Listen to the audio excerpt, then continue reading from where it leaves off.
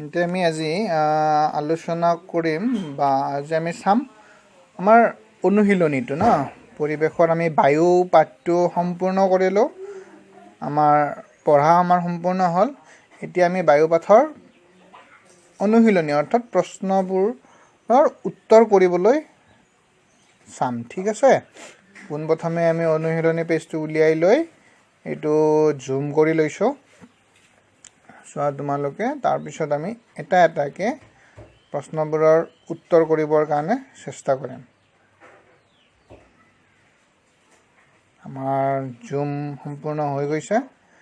ইয়াতে 1 নম্বৰ প্ৰশ্নটো তাৰপিছত হৈছে আমাৰ 2 নম্বৰটো তাৰপিছত 3 নম্বৰ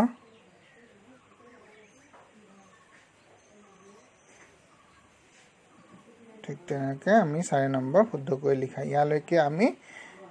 গোটেইখিনি প্ৰশ্নৰ উত্তৰ আজি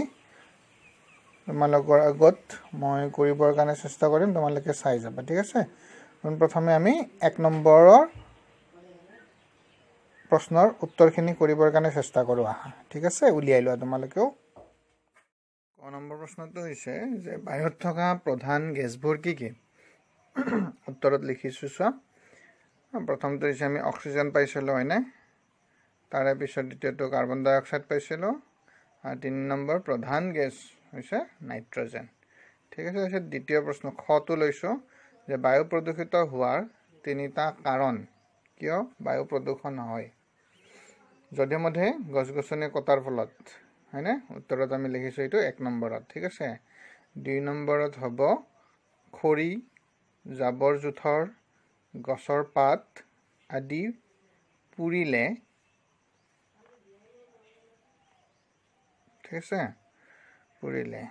তাৰপিছত আমি আহিছোঁ 3 নম্বৰলৈকে 3 নম্বৰত হ'ব কল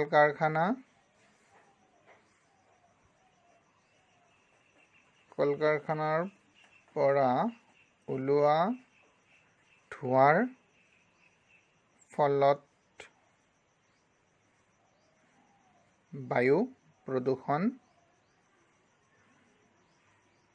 হয় ঠিক আছে এই 3টা কাৰণ আমি পাই গ'লো এবাৰ আমি গ নম্বৰলৈকে আহোঁ যে বায়ু প্ৰদূষিত নহ'বলৈ কি কি ব্যৱস্থা ল'ব পাৰে যেটো গছ-গছনি কাটিলে বায়ু প্ৰদূষণ হয় গতিকে গছ-গছনি বেছিকৈ ৰোপণ কৰি আমি বায়ু প্ৰদূষণ ৰোধ কৰিব পাৰোঁ 1 নম্বৰ 2 নম্বৰ হৈছে প্ৰদূষণ সৃষ্টি কৰা যন্ত্ৰপাতিৰ ব্যৱহাৰ কমকৈ কৰিও আমি বায়ু প্ৰদূষণ ৰোধ কৰিব পাৰোঁ ঠিক তেনে 3 নম্বৰ হৈছে জাবৰ-জোথৰ পেলোৱা বাকচ ঢাকি ৰাখিও আমি বায়ু প্ৰদূষণ ৰোধ কৰিব পাৰোঁ বা সঘনাই চাফা কৰি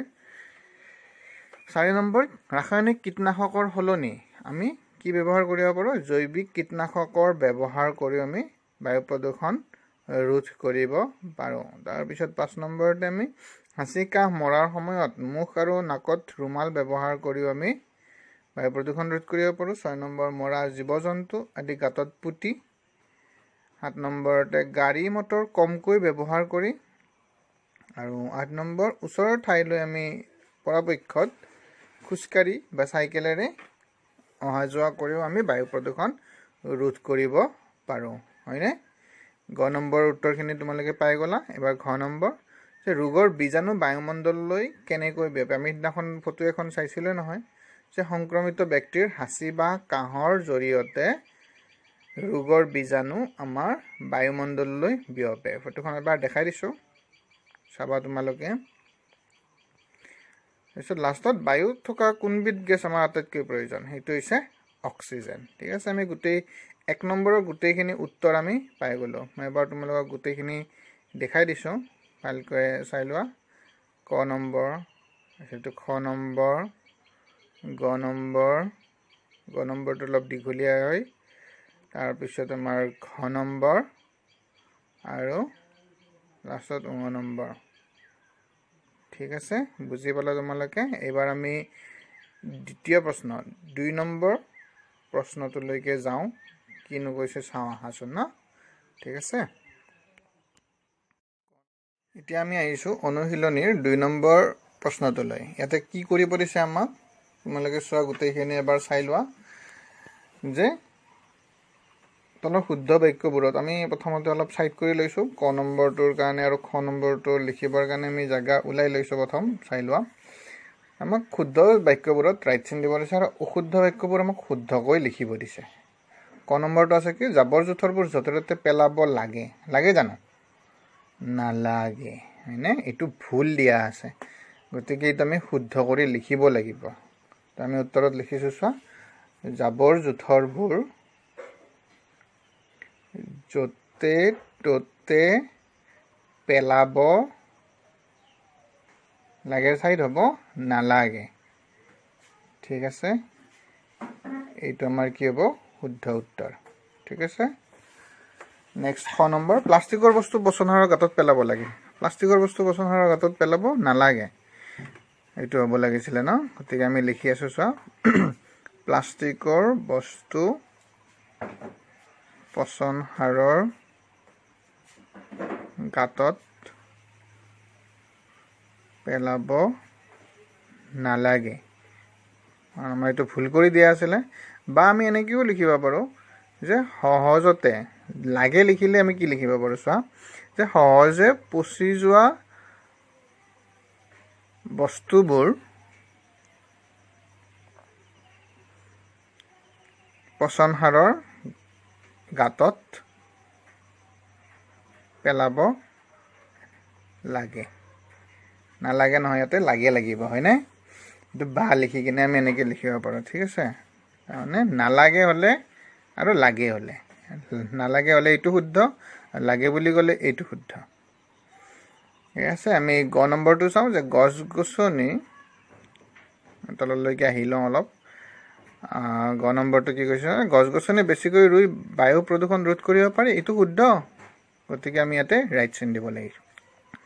ঠিক আছে তাৰ পিছত ঘ নম্বৰটো কৈছে যে কল কাৰখানাৰ পৰা ওলোৱা ধোঁৱাই বায়ু প্ৰদূষিত কৰে হয় বায়ু প্ৰদূষণ কৰে কল কাৰখানাৰ পৰা ওলোৱা গতিকে এই দুটা শুদ্ধ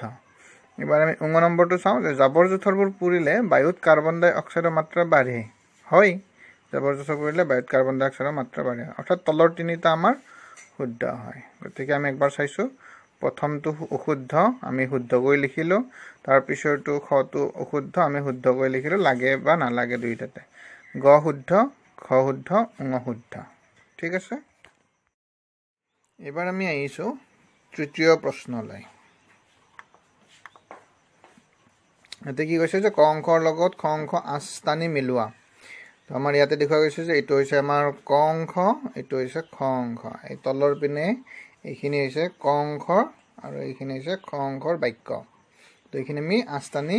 মিলাব লাগে চাবা কেনেকে মিলাই দিছো তোমালোকক তো প্ৰথমটো আছে কি আমাৰ গছ গছনিয়ে কোনটো মিলিব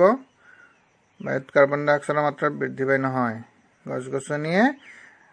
4 নম্বৰটো আছে বায়ু প্ৰদূষণ মুক্ত কৰি ৰখাত সহায় কৰে তো ইয়াতে আমি এডাল আস্তানি এইটো মিলাই দিম ঠিক আছে এনেদৰে তাৰ পিছত চোৱা দ্বিতীয়টো আছে কি যে জাবৰ জোথৰ পুৰিলে মই বেলেগ কালাৰ ব্যৱহাৰ কৰিছো চাবা বায়ুত কাৰ্বন ডাই অক্সাইডৰ মাত্ৰা বৃদ্ধি পায় গতিকে এইটো আমি এডাল আছেৰে মিলাই দিম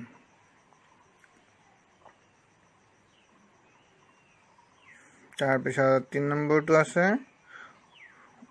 হাঁওফাঁওৰ বিভিন্ন ৰোগ কিয় হয় প্ৰদূষণৰ বাবে হয় এইটো এটা মই নীলা কালাৰেৰে দি দিছো চোৱা এনেকৈ তাৰ পিছৰটো আছে আমাৰ হাঁচি বা কাহ আদিয়ে কি কৰে বায়ুত ৰোগৰ বীজাণু বিয়পায় এইটোৰ লগত মিলিব গতিকে এইটো মই মিলাই দিছো চোৱা আৰু অন্তিমটো আছে যে অক্সিজেন গেছে কি কৰে জুই জ্বলাত সহায় কৰে গতিকে আমি এইটো মিলাই দিছো এনেকৈ আস্তানি ঠিক আছে দেখিছা তোমালোকে এনেকৈ আস্তানি আমি মিলাই দিব পাৰো বা আমি আৰু এটা কাম কৰিছো চোৱা এতিয়া আমি গোটেই আচখিনি মুছি দি কিনে আমি বাক্যকেইটা উপৰতল কৰিও কৰিব পাৰো আমি ক অংকৰ বাক্যকেইটা তেনেকৈ থাকিব দিম খ অংকৰ বাক্যকেইটা আমি স্থান পৰিৱৰ্তন কৰি দিম চোৱা তোমালোকে মই অলপ এইকেইটা তলত নমাই লৈ আহিলোঁ তাৰপিছত একেবাৰে লাষ্টত অলপ ওপৰত লৈ গৈছোঁ এতিয়াও মিলা নাই মই কিন্তু লাহে লাহে মিলাই দিম চাবা দেই এতিয়া আমাৰ অক্সিজেন গেছে জুই জ্বলাত সহায় কৰে হয়নে গতিকে এই জুই জ্বলাত সহায় কৰা বাক্যটো আমি তললৈ লৈ আহিলোঁ বাকি হাঁওফাঁওৰ বিভিন্ন ৰোগ প্ৰদূষণৰ বাবে হয় হাঁচিকা আদিয়ে বায়ুত ৰোগৰ বীজাণু বিয়পায় এইকেইটা মিলি থাকিল জাবৰ জোথৰ পুৰিলে আমাৰ কি হয় বায়ুত কাৰ্বন ডাই অক্সাইডৰ মাত্ৰা বাঢ়ি যায় গতিকে এইটো আমি মিলাই দিলোঁ এতিয়া একেবাৰে শেষত গছ গছনিয়ে বায়ু প্ৰদূষণ মুক্ত কৰি ৰখাত সহায় কৰে দেখিছা তোমালোকে এতিয়া গোটেইকেইটা বাক্য চিধা চিধিকৈ মিলি থাকিল 1 নম্বৰটো হ'ল 2 নম্বৰটো 3 নম্বৰটো 4 নম্বৰটো 5 নম্বৰটো এনেকৈ আমি মিলাই দিব পাৰোঁ ঠিক আছে দেখিলা এতিয়া নেক্সট আমি 4 নম্বৰটোলৈকে যাওঁ ন এতিয়া আমি আহিছোঁ 4 নম্বৰ প্ৰশ্নটোলৈ কি কৈছে শুদ্ধকৈ লিখিব দিছে আমাক তো ইয়াতে চোৱা যে আমাৰ প্ৰত্যেকটো প্ৰশ্নতে ক খ গ ঘ প্ৰত্যেকটোতে দুটা দুটা উত্তৰ দিয়া আছে হাইফেন দি এইটো সেপাৰেট কৰি ৰখা হৈছে ইয়াৰ পৰা আমাৰ শুদ্ধ উত্তৰটো লিখিব লাগে তো চোৱা ইয়াতে লিখিছে ক নম্বৰটো লৈছোঁ আমি ৰাসায়নিক কীটনাশক দ্ৰব্যই দুটা কৈছে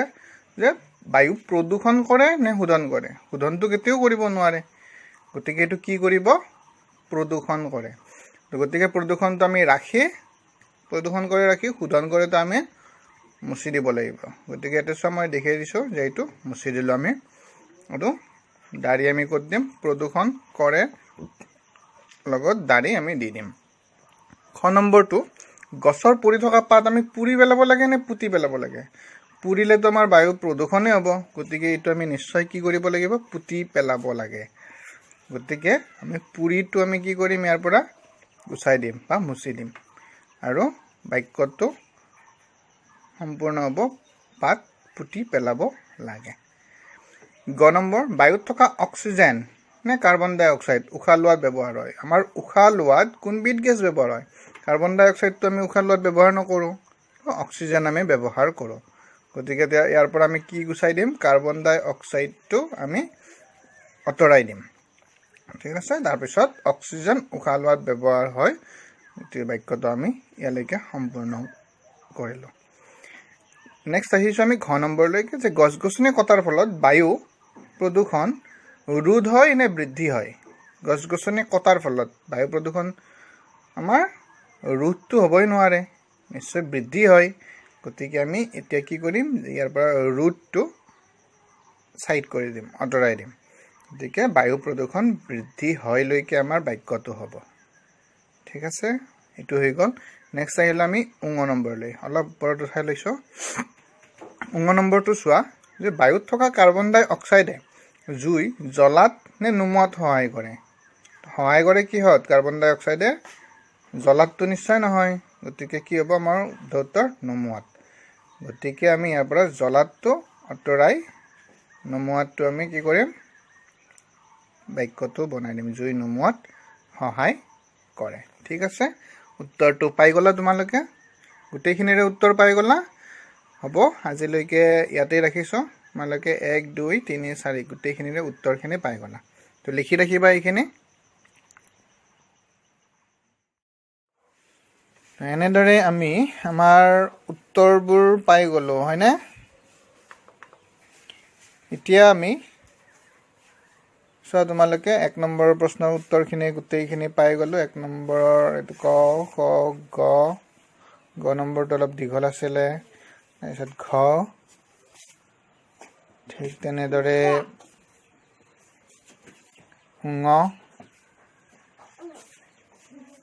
ঙটো আমি পাই গ'লোঁ তাৰপিছত আমি পাম 2 নম্বৰ ন 2 নম্বৰত আমাৰ কি আছিলে শুদ্ধ বাক্যবোৰত ৰাইট চিন দি দিব দিছিলে আমি অশুদ্ধ বাক্যবোৰত কাটা চিনো দি দিছোঁ লগতে বাক্যটো শুদ্ধ কৰি লিখিব দিছিলে গতিকে আমি শুদ্ধকৈ লিখি তাত আকৌ ৰাইট চিন দি দিছোঁ ঠিক আছে দেখিছা তোমালোকে 2 নম্বৰটো তাৰপিছত 3 নম্বৰটো আমাৰ ক অংকৰ লগত খ অংক আস্থানি মিলাব দিছিলে আমি কি কৰিছিলোঁ আস্থানিটো মিলাই দেখাইছিলোঁ তোমালোকক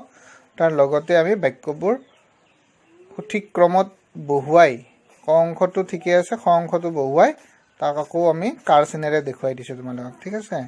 তাৰ পিছত 4 নম্বৰটো চোৱা তোমালোকক কৰিয়ে দিছো শুদ্ধকৈ লিখা বুলি কৈছে যেতে আমি সম্পূৰ্ণ উত্তৰখিনিয়ে ইয়াতে লিখিছো ঠিক আছে হৈ গ'ল আমাৰ সম্পূৰ্ণ প্ৰশ্ন উত্তৰ তোমালোকক মই এই পাঠৰ দি দিলো মানে পাঠত থকাখিনিয়ে ইয়াৰ বাহিৰে বিভিন্ন প্ৰশ্ন আমাৰ ইয়াৰ ভিতৰৰ পৰা কৰিব পাৰি কিন্তু আমি পাঠত থকাখিনিয়ে প্ৰথম আমি অলপ অভ্যাস কৰোচোন ঠিক আছে তোমালোকে ইয়াতে তোমালোকৰ যি প্ৰশ্নৰ উত্তৰ কৰিছিলা তাৰ লগত মোৰ উত্তৰবোৰ মিলাই কিনে চাবা হৈছে বায়ু যেটো চেপ্টাৰ আছিল আমাৰ চতুৰ্থ শ্ৰেণীৰ পঞ্চম পাঠ ইয়াতে সমাপ্ত কৰিলো ঠিক আছে